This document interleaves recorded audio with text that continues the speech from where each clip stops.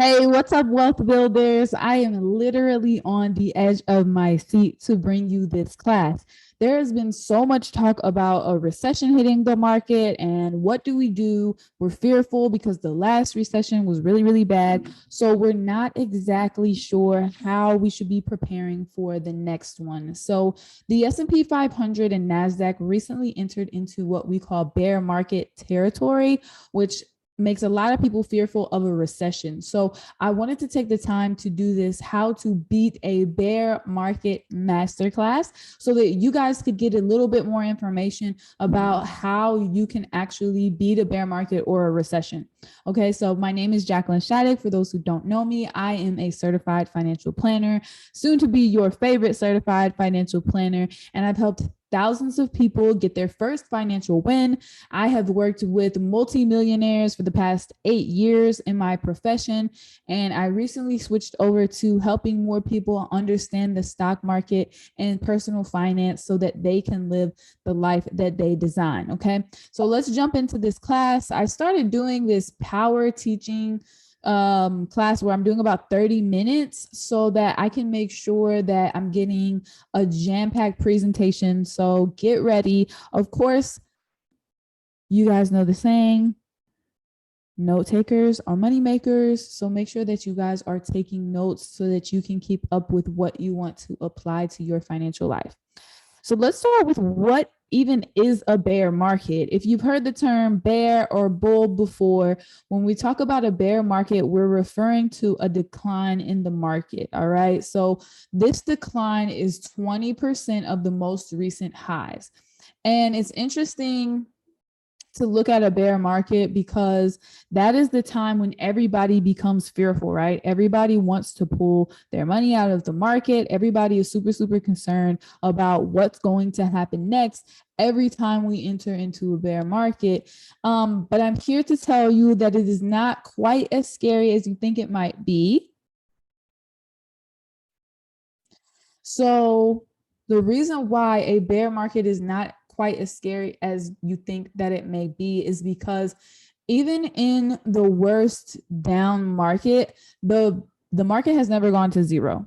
Okay, so the worst market was 100 years ago, and the market was down like 86%. Okay, now that is a lot, but it never went completely to zero. So for those who were worried about losing all of their money, that should be a little bit of of a little more helpful there for you to understand.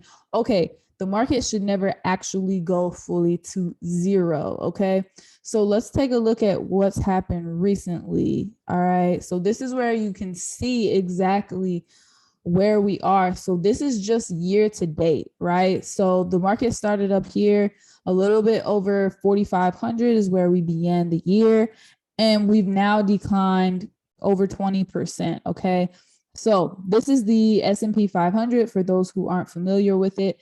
Yeah, it's down quite a bit. And that's okay because we're going to figure out how exactly we should be balancing life during a bear market.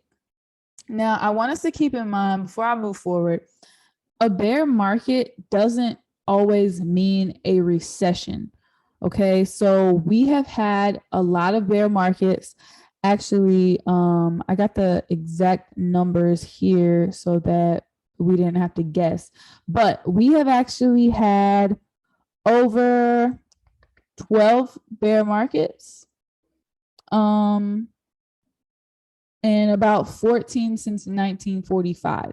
So what does that mean? That means over the lifespan of a 50-year investor, you should experience about 14 bear markets. So if this is your first one, welcome to the club. You may be a little bit hesitant about this, right? You may seem a little, you might feel a little bit nervous about this bear market. I think that we all get a little bit nervous, right? Because never does a bear market or a recession look the same twice. Now, this image really illustrates what I'm explaining here. Okay, so you can see here the bull market returns up here, and you can see our bear market losses in yellow down here. Okay, so what's the pattern that you notice here, right? It's a pattern or a cycle. right? So our worst down periods are followed by our strongest up periods. All right. So looking more recently, as this is the timeline where most millennials would have been investors, is really here. It's been up years a lot, a lot, a lot, a lot. And so like we see these heavy down periods and we see how long these down periods lasted for. Okay. So these yellow marks aren't actually are actually bear markets. They're not actually recessions. The recessions are here in the gray. So you see the recessions that are extensive down economic periods. So it's interesting because you'll see a lot of the bear markets align with recessions, but not all of them. So it may be just an indicator of stagflation, which is where you have high inflation in the economy, but you don't have high growth. We call that stagflation. So it could be an example of stagflation moving forward, not always necessarily a recession. Okay.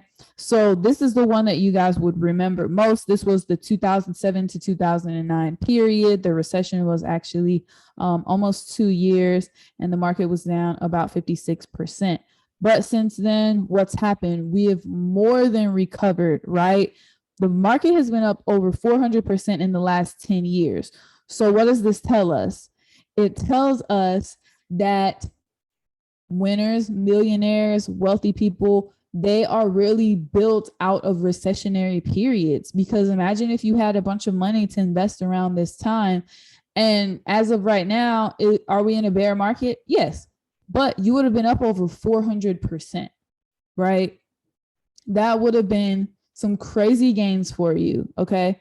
So this period goes into 2020. So it hasn't even shown all of the growth that we had in the last couple of years. But I thought that this was really helpful to illustrate that not every bear market equals a recession, right? But look at the bull market. So I think that it's also important to note that on average, your bear markets are looking at a pullback of about 36-ish%. Okay.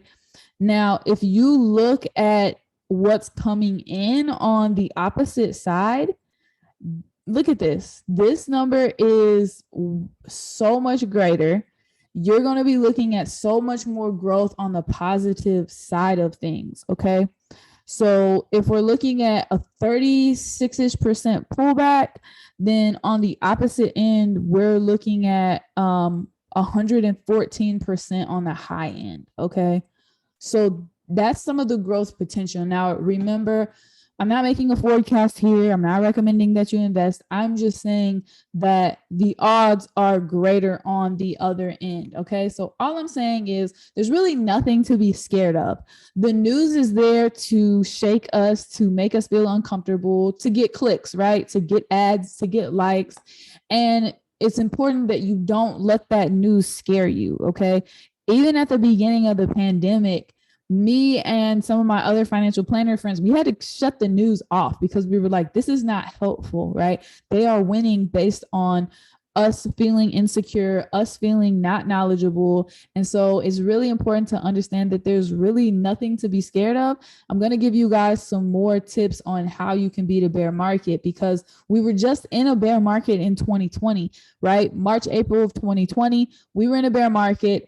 Nobody was sure exactly what we were going to do about that bear market. And nobody was sure when the economy was going to recover, right? Now, we had a really quick recovery in that case. And the bear market at that point didn't indicate a recession.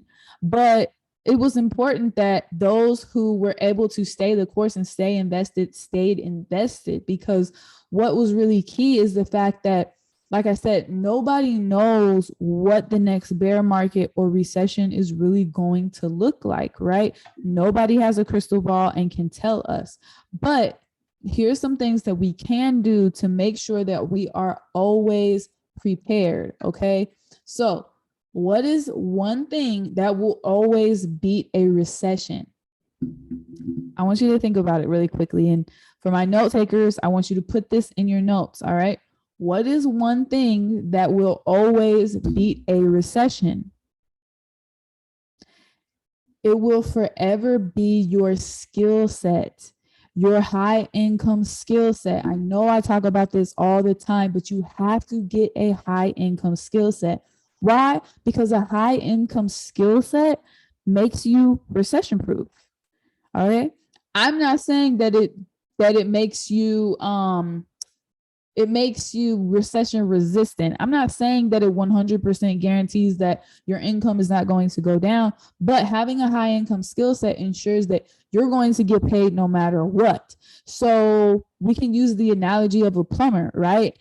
I don't know how to fix the plumbing in my house for the most part. So I will forever have to hire a plumber. It doesn't matter if we're in a recession or if we're in a bear market. I'm going to have to hire that person who developed that skill, right? HVAC unit. I had to put in just some new coils in my air conditioning because it went out. It was like an $800 bill, and he was here for like maybe an hour, if that. Okay. And he didn't really even have to use any tools. Like, he had put some new coolant in my thing. But I paid for that. So it was like he made $600 in an hour. Okay. That's really, really good money, right? That's really, really good money considering, minimum wage is still at $7.25 an hour. So building that high income skill set is going to make you recession resistant. And this is how you're going to beat a bear market, because the person who wins, let me go back. The person who wins financially is the person who can invest here in the yellow. It's the person who can invest in the gray. It's not necessarily the person who can invest in the blue. It's the person who can invest here. Why? Because the name of the game is buy low, sell high. Okay. And for some reason, when things get low here, people get really nervous. They get really scared. They're like, oh my gosh, what if it just never comes back? Okay. Our stock market has never gone to zero. Our stock market has never gone to zero. Okay. If the stock market goes completely to zero, we have bigger problems. Why? Because the stock market is simply just you investing in the companies that make America work. So if our entire stock market goes to nothing and none of our corporations are worth anything, we have a bigger problem on our hands than building wealth. It'll be a whole different conversation. Okay. So keep that in mind. Keep that in mind. The stock market, when you get hesitant, because half of this battle is just fighting your own emotions, okay? Because you weren't designed to be good at stock investing, right? You were designed to survive and reproduce. That's what your brain is wired for. So you have to rewire your brain to understand that when things are in the yellow, when things are in the gray, this is actually a good time for me to be investing, okay? So like I said, there's really nothing to be scared of. Build a high income skill set so that you can keep additional money coming in even during a bear market or a recession, because continuous investing, being consistent over time, is what's going to push you through and what's going to help you win. So for example, when we had this recent bear market in 2020, a lot of my clients wanted to pull out of the market entirely. And I was like, look, we're not going to do that. Okay. We don't fold under pressure. We apply it. All right. And in this case, applying pressure is continuing to invest systematically. Money comes in from your high income skill set, right? Most of my clients were in tech, law, we're business owners, right? Doctors, dentists. So from that, we're able to take that cash that you have coming in and get it invested. All right. Now, there's a few other pieces to this that will bring it all together. And I'll talk more about what investments you should use specifically. Okay. So what's one thing that will always beat a recession? High income skill set. Now, as we're looking to beat a bear market, we're looking to beat when economic activity is low. We really have to evaluate our expenses, cut expenses that we don't need, right? So that we can actually have money to invest. And I think this is a really hard pill for us to swallow. It's so hard for you to go from whatever your lifestyle is right now, spending spending as much as you want, eating out, driving whatever car you want to drive, or living wherever you live, or not having a roommate, not renting out a room. All of that is so easy to do. That is so easy to do. Like, it's so easy to just get comfortable, right? But now is a time that you're going to be uncomfortable, because a lot of people are going to be talking about this bear market. A lot of people are going to be talking about this recession, right? Which, as of the recording of this class, it hasn't come out that we are officially in a recession in 2022 or not, which a recession is categorized as 2 consecutive quarters of down economic activity, which can be real income or real GDP. And so we haven't technically come out and said that we're in a recession right now, but it sure feels like one, okay? Especially when the market is down. So now is the time. Now is the time. Now is the time. As humans, we always like to operate out of crisis, right? It's like, oh, snap, I lose my job. I got to figure out how to get some money. What do I do? And you scramble for another job, right? We don't like to operate and plan because we procrastinate. And why do we procrastinate? Because we're anxious. I think that this is something that you really have to hone in on as not an advisor, but an investor. Okay. It's not something that we talk about a lot, which is just your emotions of investing. Sometimes you're not investing, or some of you are scared to invest right now because you have anxiety. And all anxiety is wasted energy on an undesirable outcome. You don't even know what exactly is going to happen. You are feeling really anxious about something you don't even have the answer to.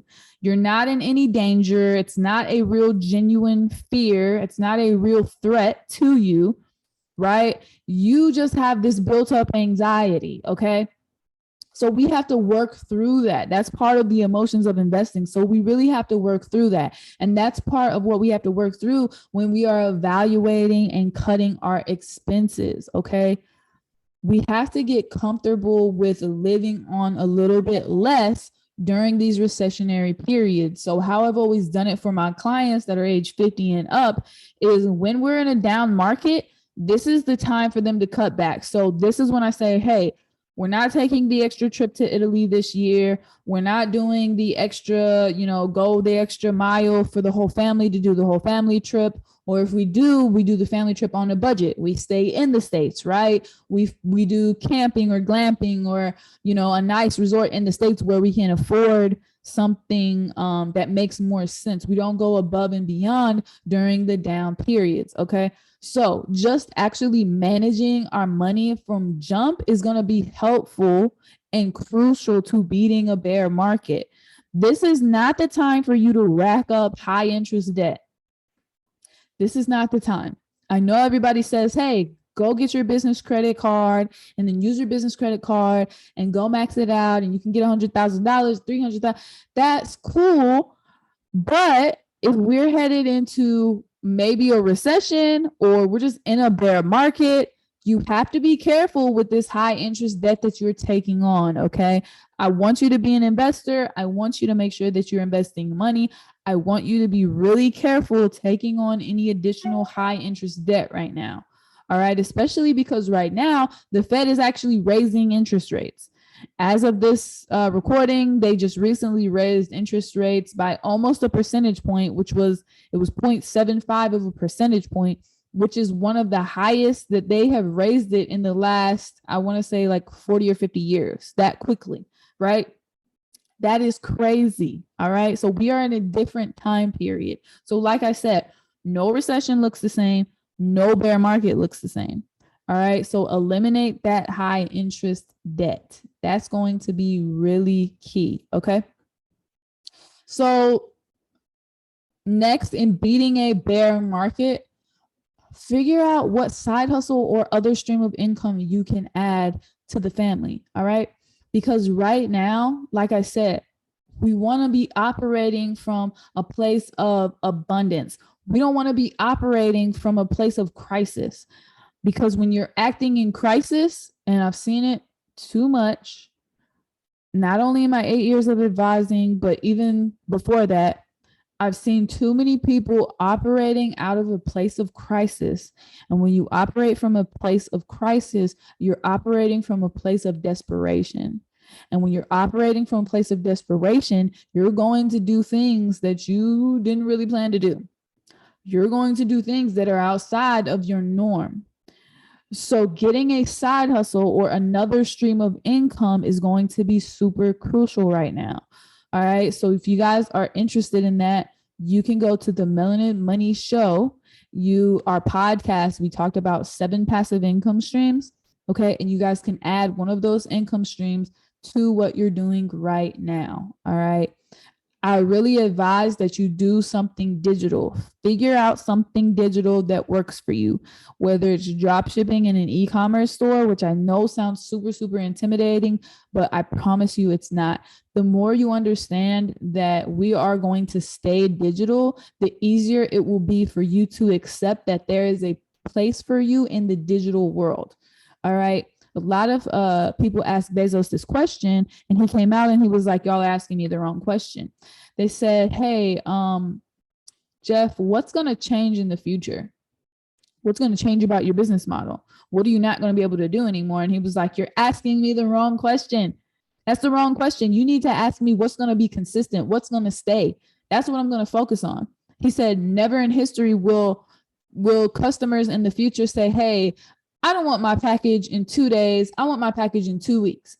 Never will that happen. He said it's going to remain consistent that people will always want their packages delivered very quickly. You're going to want that convenience, right? So I'm going to focus on those things that people are going to want and let go of the things that they don't want. I'm not going to focus on that. I'm going to focus on their needs.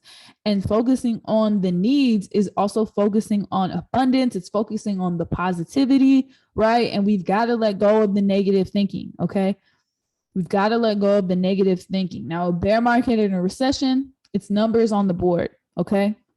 It's just numbers on the board. Because think about it. If you didn't really need a whole lot of money, then you wouldn't really be worried about the recession, right?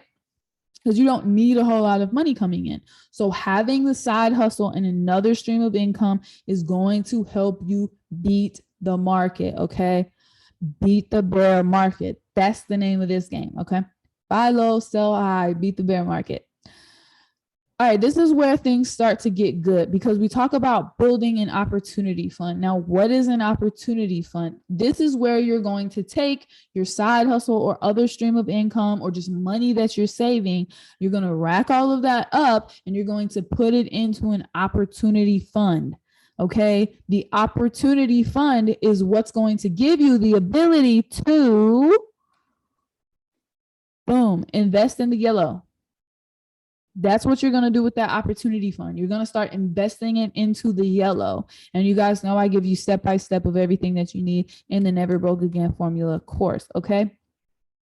So you build this opportunity fund. Then what do you do with this opportunity fund? You take this opportunity fund and you go invest it into distressed businesses that are going to be around for the long term, right? So maybe you go online and you purchase an e-com business that is making decent money and maybe is not making as much money as it used to make. So the owner just wants to get rid of it.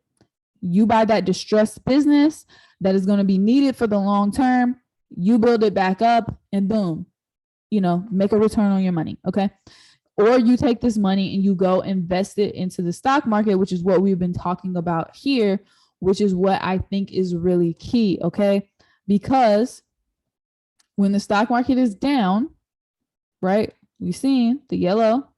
When the stock market is down in a bear market, look at all of the opportunity for growth here. Y'all, this is crazy. Up 582%, right? That was just the 80s. That wasn't that long ago. Up over 400% in the last 10 years. Right? Like this isn't even counting the small bear market of 2020 and then all of the additional growth that we had since then. Okay.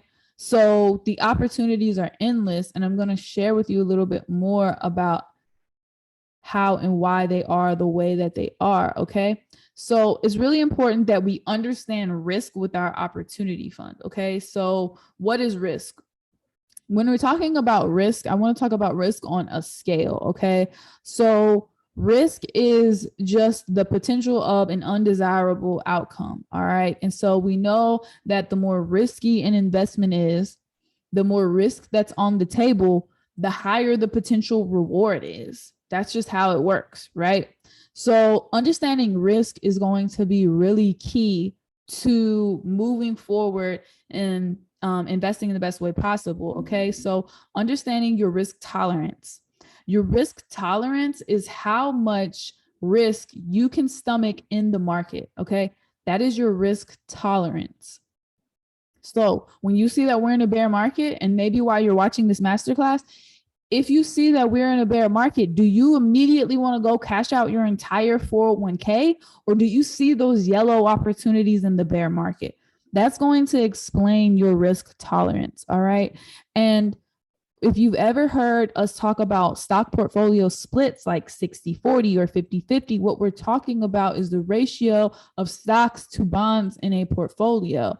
And what it's giving us is just a high level understanding of the risk that's actually in the portfolio, right? So for most millennials, they're going to fall in the 90-10 risk category. Okay. So that means 90% of their portfolio is invested in the stock market, and the other 10% is invested in the bonds or fixed income market or money markets or cash, something that's a little bit more stable.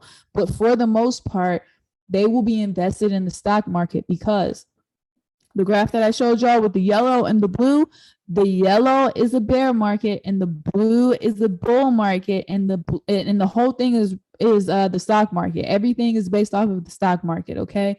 So little risk, little reward, higher risk, greater reward. All right. Risk tolerance is what you hear about a lot. Risk capacity is the number that you don't hear about quite as much. Risk capacity is the amount of risk that you need to take in order to, how to say this, the amount of risk that you need to take in order for you to achieve whatever your financial goal is. Okay. So a lot of us, let's say we want to hit the $1 million mark of money invested. And we're like, yo, okay, I need to get to $1 million invested. And some people think they need to save their way there. And I'm like, you don't need to save your way there. You need to invest your way there. And you'll see that the more risk you have on the table, the sooner you're going to get to that $1 million mark. Okay. And I know that a lot of people are like, well, I'm not comfortable taking that risk. That's perfectly fine. Just know that it's going to take you longer to get to your goal. Okay. And risk can be in relation to the market, the stock market, or it can be in relation to businesses. Businesses also are very high on the risk scale, high risk, high reward. Okay. So just talking about what's more risky is one, not investing at all because you're getting slammed by inflation. Okay. Inflation is running rampant right now, and it is causing your cash to be worth less. All right. So it's really risky for you not to be investing right now, especially since we are in a bear market. And at some point, we will come out of this bear market because we have every time for the last 100 years. So I am not saying that past performance is indicative of future results, but I am saying that the cycles have shown themselves, and I believe in, our stock market, that it's going to come back. So what's most risky is not investing. Okay. But there is a hierarchy of investments. So the stocks are going to be at the highest, followed by your mutual funds, followed by your exchange traded funds, and followed by your fixed income and everything. Okay. So again, you have this risk to return trade-off. I just want to show you guys an actual graph of that. Low risk, a low return, a higher risk, a higher potential return. All right. Now, this is what I was talking about in relation to what's riskier, what's not riskier. So with this, you'll see that we have money markets or government treasuries at the very bottom of the risk scale. So they are not that risky. Investment grade corporate bonds after that. Then we move into large cap blue chip equities, which is just your really big companies that you hear about all the time, your Apples, your Microsoft, You have your mid cap equities, which are companies a little bit smaller than that. And then you have your small cap equities, which have the highest risk and the highest reward potential of all the investments in the stock market. Okay. So if you are looking for safe stocks and you are trying to figure out, okay, how do I find safe stocks for my portfolio? This is going to be key, that you're focused on steady growing revenue stocks that are not really cyclical, like consumer stocks. So, we always have to buy stuff, right? We love to buy out toilet paper when things happen. So we always have to buy things for our home. You're looking for something that has a durable competitive advantage with dividend growth. All right. Now, this is where I'm going with how to beat the bear market. So here is one of the hacks that I wanted to give y'all. All right. So in order to beat the bear market, you have to have additional money coming in. So right now could be a really good time to position your portfolio towards dividends, because a dividend is a reward that a company pays out to its stockholders for being invested in the company. And so with that dividend paying stock, you can go ahead and use the money that's coming in to reinvest during that time, or even to pay yourself if you have to. Okay. But the point is, as long as they're not cutting dividends, the dividends are growing, you're getting paid the dividends, that's a really, really good place for you to be. So we also have what are known as target date funds. Target date funds are essentially mutual funds, but they are managed with a target date in mind, which the target date is usually a retirement date. Okay. So take this for example, not saying that it's right, not recommending that you invest in it, but this Vanguard Target Retirement 2030. 2030 stands for the year that this entire holding is planning for you to retire. So this particular holding is 42% invested in US stocks, 28% invested in international stocks, 21% in US bonds, and 9% in international bonds. So kind of doing rough math here, you have a 70-30 portfolio because you have 30% invested in bonds and 70% invested in stocks. And so what you'll notice with this portfolio is over time, the bonds will increase in the portfolio and the stocks will decrease in the portfolio, thus making it more conservative, thus getting you closer to, as you get closer to this 2030 date, that means that it's getting more and more conservative for your retirement. Okay. So this explains how 401k investors use target date funds. Most 401k investors only use one target date fund, which makes sense because you don't want overlapping in your portfolio. You want to make sure that you're not holding the same stocks over and over and over again. Okay. So that's why you wouldn't really need a whole lot in there. So America has this right. You really don't need more than one target date fund in your 401k or in your other investment accounts if that's how you're also investing. Investing in dividend paying stocks. This is what I was saying. Invest in the dividend paying stocks so that you can have some additional cash flow. All right. So not only do we have dividend paying stocks that you can look into, you can also look into real estate investment trusts. REITs, REITs, they are required to pay out 90% of their profits. And so that means that you will be getting paid almost no matter what's going on in the economy. Okay. So as long as that company is profitable, they have to pay out 90% of those profits. All right. And I'll give y'all a little tip. SPG is a very hot REIT. Feel free to look into that to see if it fits in your portfolio. And the last word that I have for you guys is really just to stay focused. So it's really, really easy to get distracted and to fall off track of what our goal is. But if we can write down our goals, stick to them, make sure that they are aligned with how we see our lives, then I think that you're going to be able to beat this bear market. Actually, I know that if you employ these strategies that I've given you, you will be successful in beating a bear market. Okay. I hope this was helpful for you guys. If you have any questions, comments, concerns, feel free to shoot me a DM on Instagram. or message me, shoot me an email. I'd love to help everybody that I can, YouTube as well. But I appreciate you guys for staying focused. And I really, really want you to beat this bear market, beat this recession, continue building wealth for your family. And let me know if there's anything I can do to help.